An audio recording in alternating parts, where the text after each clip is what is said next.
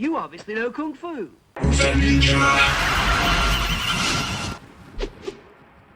Hey, it's Jeff Peter with the Kung Fu Driving Podcast. We are live on Fireside at the NAFMA National Championships, and I'm here with a special guest, actor, filmmaker, but above all that, a martial artist. You've seen him as Dennis in The Karate Kid 3. He's got a lot of projects in the works, so we're going to talk about it with William Christopher Floyd. We said that to Karen. William, thank you so much for joining the Kung Fu Driving Podcast. Man, thank you. Good to meet you, buddy. That's great. It's great to have you. Looking forward to talking with you. We got to catch up a little bit here. We're at the NAFMA National Championships, and I know you're a martial artist above all else. So, talk to me about why martial arts. What does martial arts mean to you? Well, a little bit of history real quickly. You know, the first experience I ever had with martial arts was there was a theme park in California called Japanese Deer Park and Village. And I went there as a little boy. My parents took me, and Japanese Deer Park and Village kind of recreated, I guess, an idea of an older Japan, Kyoto era kind of thing. And they used to have these live karate shows. And, you know, I had never seen karate live before, and the person demonstrating was none other than Sensei Fumio Demura, who recently passed. Recently passed, yeah. And, you know, he's a karate icon. He was also the stunt double for Pat Morita in the Karate Kid movies. And I did not get a chance to sign up in his dojo because his dojo was too far away from where I lived in California. But I was able to start taking Shorin-ryu karate, and I kind of stuck with it. And my instructor was a guy named Sensei Richard Robago. He eventually went on to play a character called Tao in VR Troopers. There was a kids show that was a spin-off from Power Rangers. And his sensei was Master Tadashi Yamashita, who has done a ton of movies, including The Octagon with Chuck Norris and American Ninja. He played the Black Star Ninja. So I got kind of inducted into the martial arts and film kind of at an early age. I didn't get a chance to participate till later, but, you know, I've kind of been around the culture for a while. And, you know, I was an awkward, shy, clumsy kid, not very good at anything. And I honestly wanted to quit, but my mom said, you know, you ought to stay until you get your black belt, which I did. Now, here's the thing that changed, though. Our dojo got invited to a screening in LA of something called The Game of Death. And nobody had seen the footage yet, you know, so, you know, all these dojos got invited, and they said, you can get in for free. All you gotta do is, everybody's gotta wear their karate gi. So even my mom, who's never taken karate yet, she put on her gi, three-card pulled down there, and I was just excited because it was like, hey, great, a karate movie, not realizing that this movie was gonna change my life. Now, I understand that it was not a very good movie. It's pretty laughable. But when they actually showed the Bruce Lee footage, it was electrifying, and people were taking pictures of the screen. It was amazing. And Danny DeSanto was there, Brandon was there, Shane Lee was there. It was amazing. And it was from that point on that I had a role model that I really wanted to emulate. And then I started getting into the Shaw Brothers movies, 36 Chamber of Shaolin, that's my favorite of that genre. Lone Wolf and Cub, Shogun Assassin, Sonny Chiba with the Yagyu Conspiracy, and still a big fan today. That's interesting because you mentioned so many influences there. The martial arts in general has influenced so many films, even up to this day. What is the lasting staying power of martial arts in entertainment? You know, it's something that's very grounding. How you doing, sir? Good to see you. I think martial arts is something very grounding, and it's something that's been with us for, you know, hundreds, if not thousands of years. And there's something that keeps drawing us back, you know. And I think human beings are just inherently drawn to combat, you know. Dare I say violence, you know. But there is something about martial arts that's also very beautiful. There's that other side of it, you know, where you learn the respect, the honor, the self-control, the discipline, all that other stuff. And you can develop yourself physically, spiritually, mentally, emotionally through the martial arts. And it's a lot of fun to watch, you know, when it's well done by some of these guys who are making films, and they're just beautiful choreographers. And, you know, credit to the stunt guys, you know, if it wasn't for these hardworking stunt coordinators and stunt performers, you know, these movies really wouldn't be what they are, you know? Well, talk to me about the movie that you were involved in way back when you were Dennis in Karate Kid 3. Okay. How did you get involved with that? Okay, well, I was happily asleep on a Saturday morning, and my friend calls me up and goes, dude, we're going to go down to Burbank today because there's an open call for Karate Kid 3. I'm like, what? And he goes, yeah, they're looking for the villain for the next Karate Kid movie. And I was like, okay. And we went down there. I happened to be just getting into acting, and I happened to have a headshot. And back in the day, it was like you actually brought your picture, and it was a black and white photo, you know, before digital. When we get down there's like 1,500 people in line, and it's like, oh no! But we get in line, and then soon afterwards, John Alverson, the director, who also directed Rocky, he came out with his camera and went down the line, started dismissing people. But he stops at me, and he goes up to me, and he asks me how old I was. And then I told him at the time I was 22, and I'm 56 now. So it was a long time ago, back in the day, you kids. And he said, and he looked at me and he says, well, you know, actually we're kind of looking for somebody who looks like they're right out of high school. And I was kind of like, oh, okay, can I give you my picture and resume? And he's like, yeah, sure. So a week later they called me and they said, we want to read you for the part of Mike Barnes, you know? And I was like, this is amazing, right?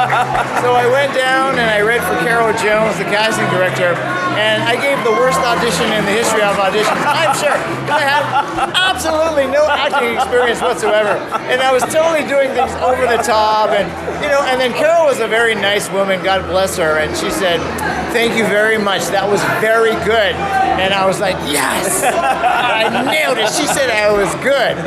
And so, you know, several weeks later, I didn't get any call, and I was, you know, dejected. You know, I was just so sad.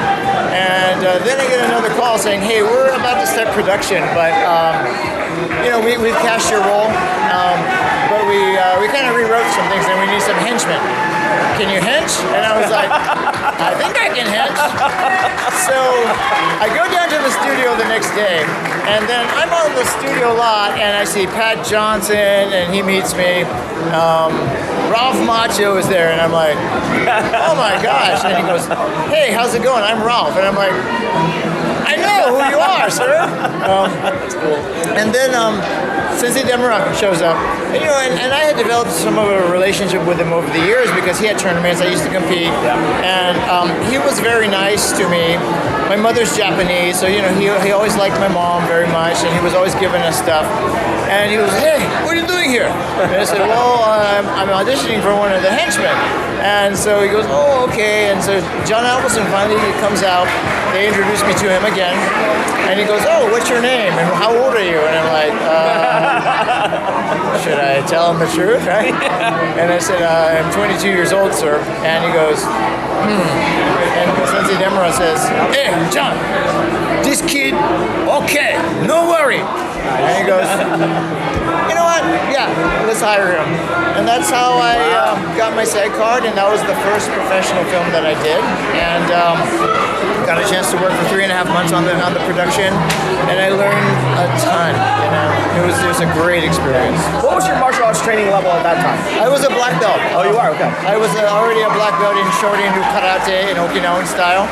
And, you know, that's kind of why I got the job. Yeah. So, you know, if I hadn't been a real martial artist, they needed somebody who could really quickly learn fights and take stunt falls and everything like that.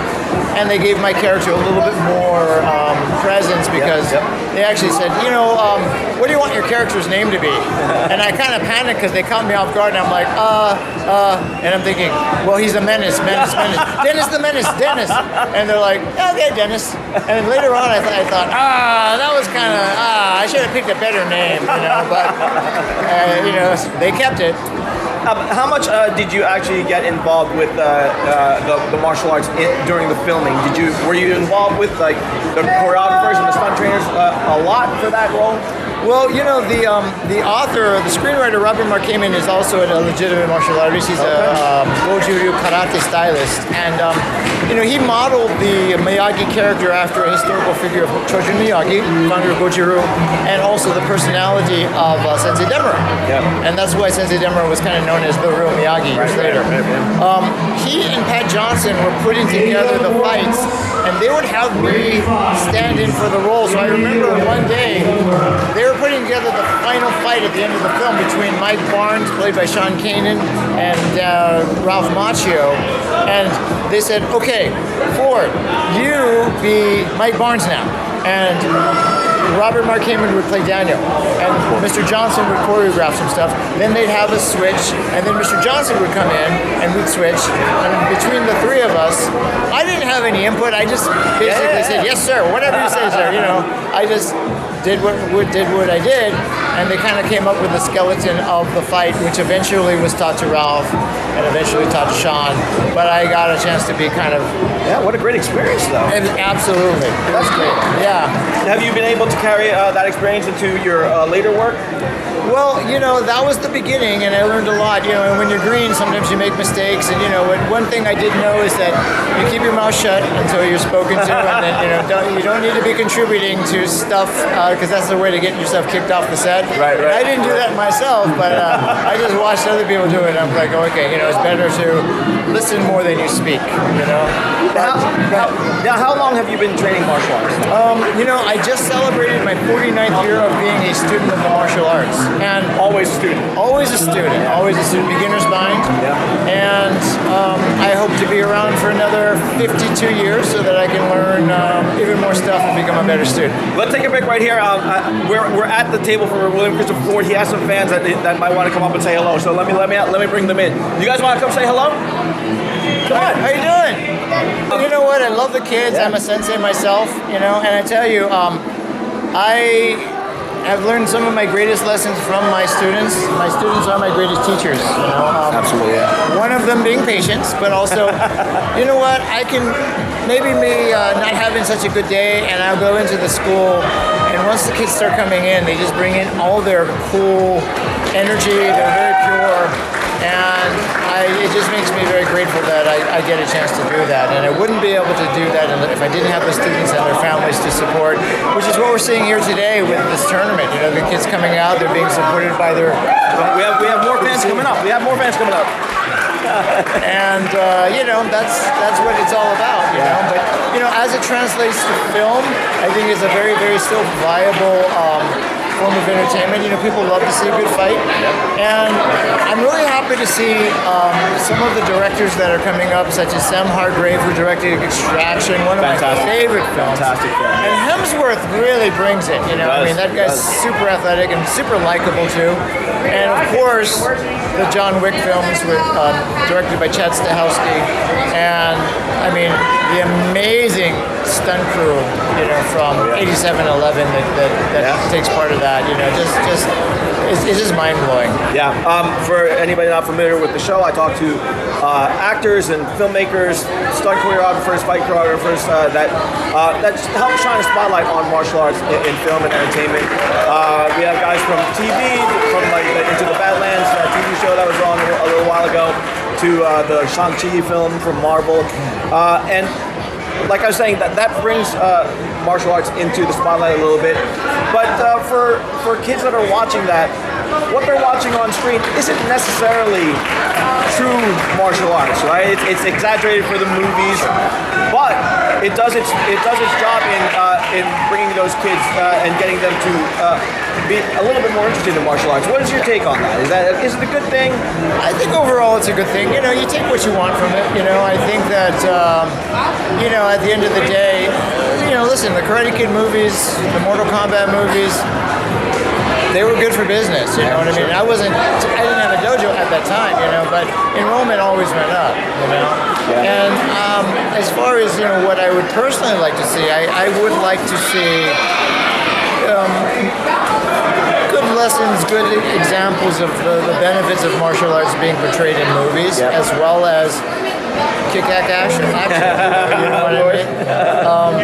So, maybe a balance can be struck between the two, But I think there's good things in, like there's the modern gladiators are like the MMA fighters, right? Yeah. And I know that some people don't like MMA and they knock it, but there's a lot of that is the hype to selfish the fights. It's kind of like professional wrestling, but the fights are real, Right. Yeah, very real. And a lot can be taken from their dedication to their sport and the training and all the things that they have to do in order to fight in that arena. And people have asked me, you ever thought about doing MMA? And I'm like, well, listen, I've never trained to be an MMA fighter. I know nothing about cutting weight, it's like, how do you honestly think I'm going to do against a professional fighter?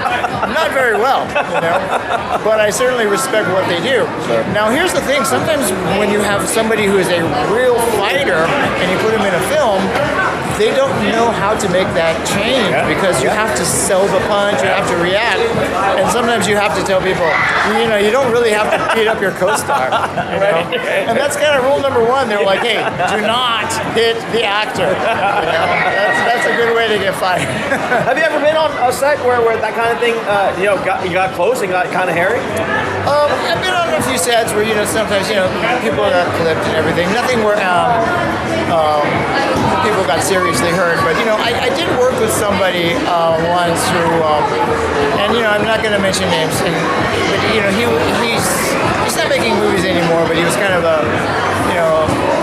renowned martial artist in the world at the time, and he made some independent films, and his belief was, well, I got to hit the guys to make it look real, I want to really sell it, and it's kind of like, I really don't think you got to do that. It's like, it's not necessary. And plus, if you want these guys to be around for the entire movie, you might want to, not really hit them, And, it kind of shows a disrespect to the stunt person, It's like, look, stunt people can sell it, There's no need to really hit somebody, right? So, I don't like that. I don't like that kind of attitude. And, those people usually don't last long anyways, But, everybody knows their place, and they should anyways. And, one individual that I have a particular respect for is Keanu Reeves. Yes. He's doing the fights, but here's a guy who was an actor, who is an actor, who's become a megastar, right? But he takes the time to train and learn, and he's in there rehearsing. But over time, he's actually become a pretty good martial artist, learning martial arts for the movies. You know what I mean? So I really dig that dude. And from what I've heard, he's just a really great human being and somebody that I would definitely like to work with. What do you think? What's your thoughts on it? Oh, it'd be great. Hey, let's take a quick break. We have some more fans coming up. You want to go and come say hello? How's it going? And Rick, what are your thoughts on the current state of martial arts films? Yeah, so it's interesting. I talk to a lot of actors and stunt choreographers, and I'm in the world of martial arts. I'm very young. I've only been studying it 7 years, but I grew up with the Shaw Brothers stuff, and that stuff was so influential to me growing up. Those were our superheroes. Before all of the MCU and all that stuff, these were the guys that we looked up to as kids, and these were the powers and the skills that we wanted to emulate, right?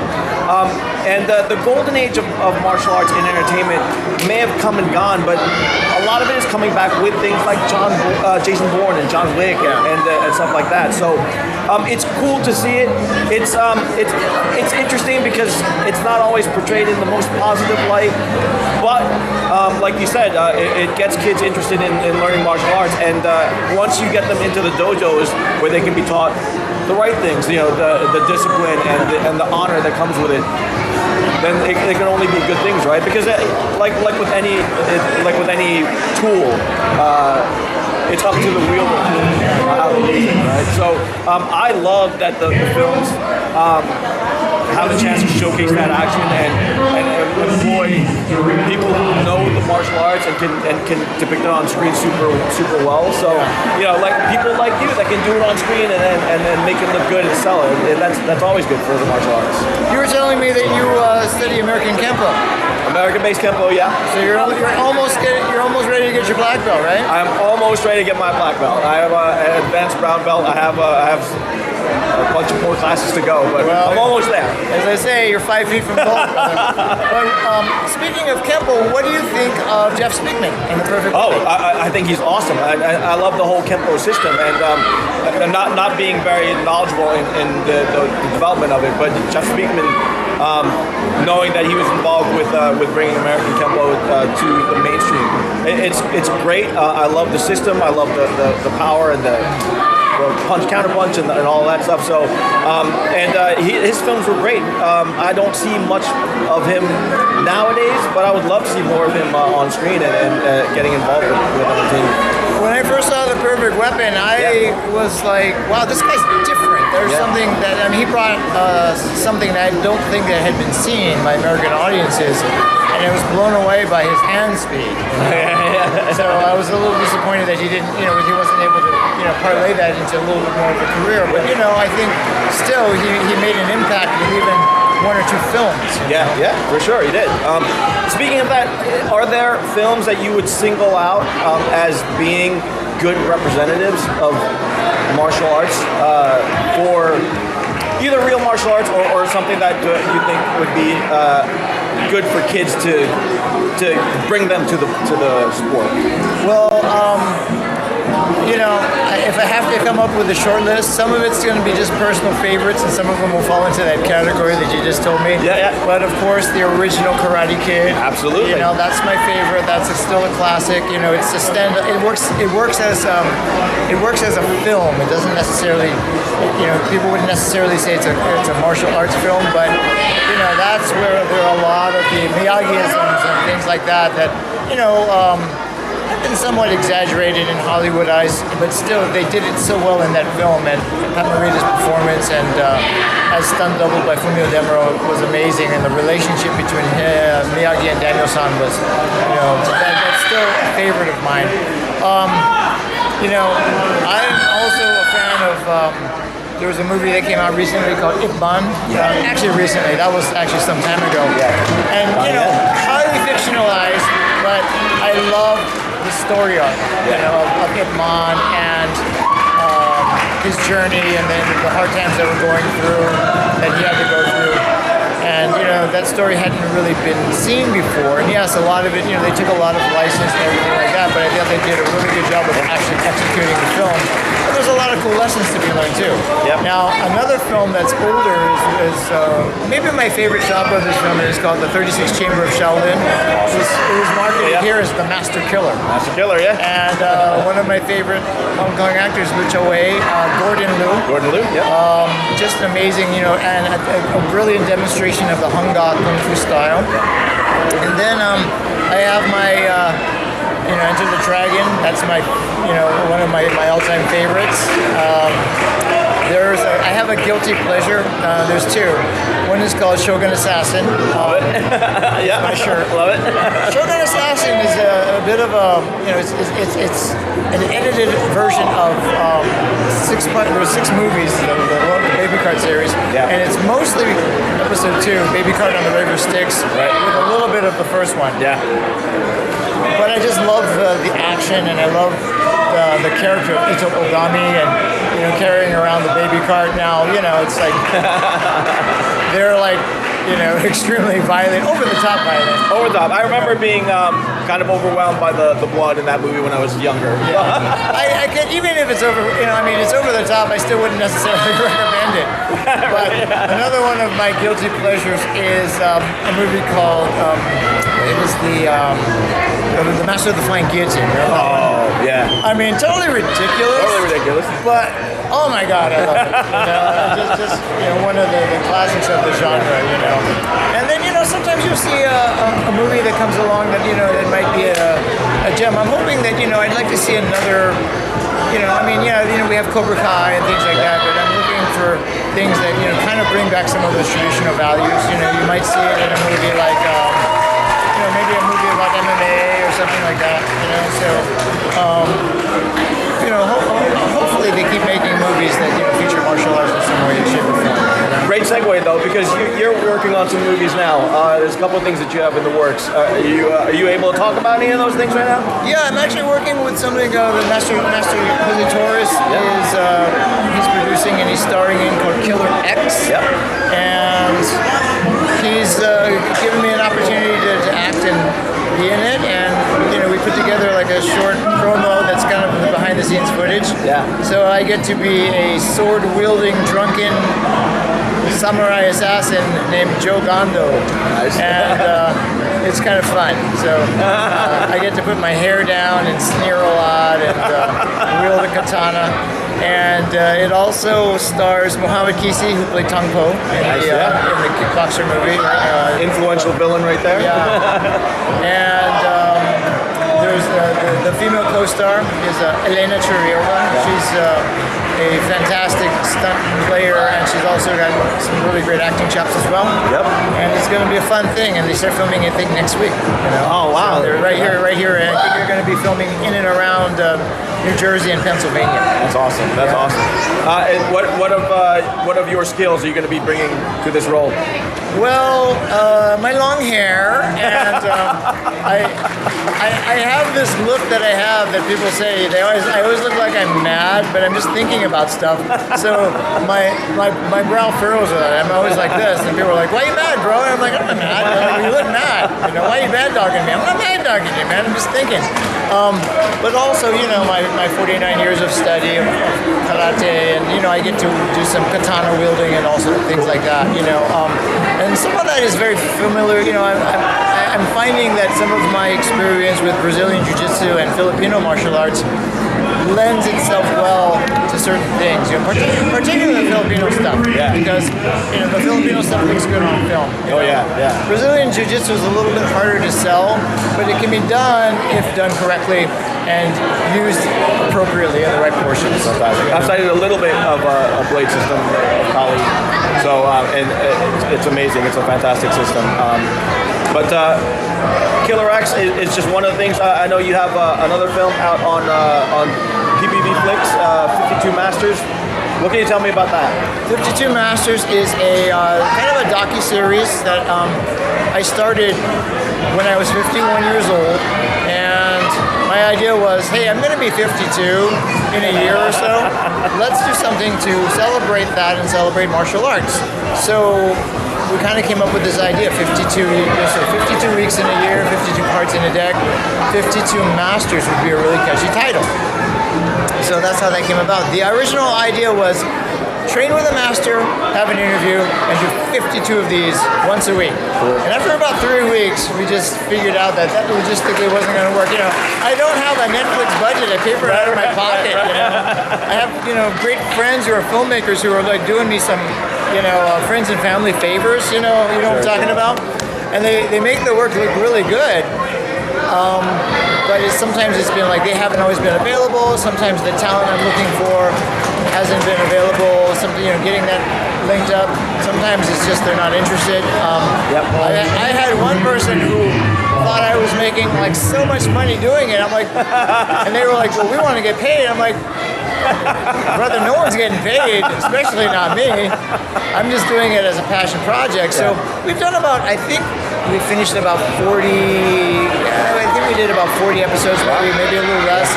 And we finished the very last episode. We just haven't released it yet. And the very last episode is Mio Demmer. He was the 52nd master. Oh, wow. And then he passed away a few weeks ago. But we still plan to release that episode. We're just kind of, we're going to put some B-roll in and things like that and make it something really special. You know? Is the passion for martial arts still burning bright within you? Oh, man, you know what? It is amazing how much I love the martial arts. I love martial artists. You know, I love being here and seeing all these young martial artists, you know, the future generations. And it's still something that I'm going to do till the day I die, you know. And I hope that I can, you know, pass on some positive things that people will take from martial arts, even if you study with me or anybody for a short amount of time, or if you make it a way of life, you know, then, you know, hopefully I've done a good job. Awesome, fantastic. Let's tell the audience then, give them the links to that. Where can they find you, your school, more information about what you have going on? You can find me on Instagram under William Christopher Ford. I'm on Facebook, but not so much. You know, I like Instagram because I like clicking on all the pretty pictures and whatnot. Sure. YouTube, you can type in 52 Masters and, you know, I'll come up. Kaizen Dojo Films. And, you know, I'm pretty easy to find. So I'm always happy to talk to people. I'm also going to be working together with, there's some things with One Championship coming up, and I'm teaming up with, there is a guy named Luca who is part of an Instagram channel called Martial Arts Unleashed. And he's got, you know, 600,000 followers or something. And he's partnering with me, and one wants to partner with us to do some of the,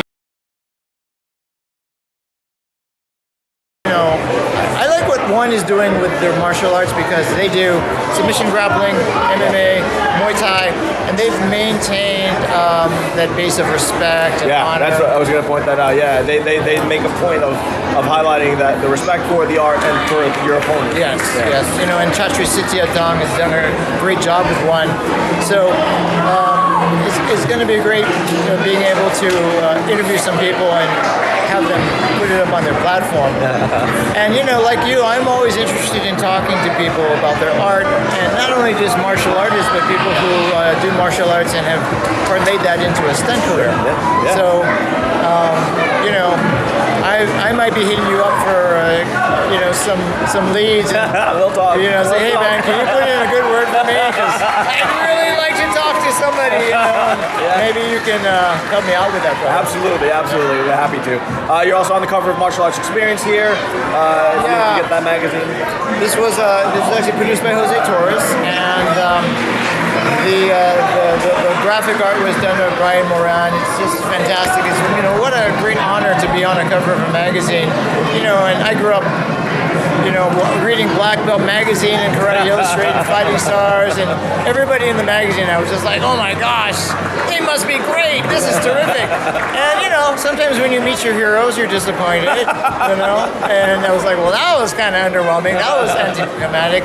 But then again, you meet people like Benny Urquidez and Fumio Demura, and they are every bit as magical and wonderful as you would hope that they would be. So then it makes it worth it. You know what I mean? And then there are some people you just kind of go, that's okay. Speaking of magical and wonderful, right here, William Christopher Ford, thank you so much. Oh, my pleasure. Thank you. And we'll be talking, and I'm sure we'll talk again, and maybe we'll do a show together somewhere. Anytime, man. Hey, I would love to team up with you, man. Awesome. We're going to be the dynamic duo of martial arts talk. Sounds good. Thank you. Brother. Take care.